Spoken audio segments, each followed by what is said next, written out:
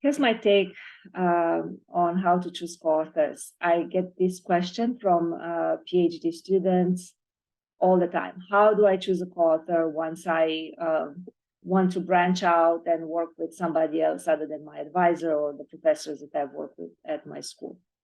And the analogy that comes to mind is that you would not go to a bar and meet a person one night and then go on vacation with them for 3 weeks the next day. You would want to just meet them a little bit better before you do that. A co-authorship is a relationship that would last a few years. Every paper that you will ever do will take 2-3 years, if not longer, from when you start until it gets published. And so this is a long-term co-authorship, a long-term relationship, and if the co-authors are not the right ones, it can put quite a bit of pressure and strain of negative typing in your life. And so what I recommend my PhD students is that when you identify somebody that you think can contribute to the paper, ask yourself very clearly, what is it that I don't know how to do well on this paper that this person can help me? Maybe it's the positioning, maybe it's part of the writing, maybe it's part of the analysis, maybe it's even after it came back from review, helping out with the responses and crafting a revision. But once you've determined how that person can help, do talk to other people that they've talked to and try to observe, if you can, if they're a colleague, or if not, try to talk to people who have observed how this person works.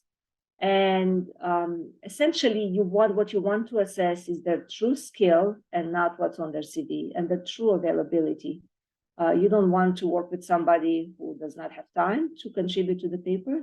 You also do not want to work with somebody whose timeline is much shorter than yours and who's going to put pressure on you to work faster than you can. So ideally, somebody that has similar constraints, that has good availability, and that are willing to truly put into practice the skill for which you want to work with them.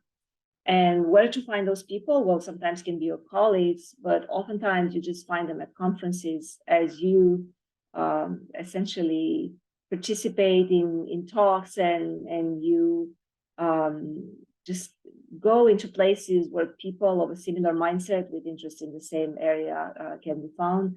Through conversation, you can discover them, but my advice would be to not jump into a co-authorship relationship right away and just try to gather a little bit of background information to make sure that you end up with good people that you enjoy working.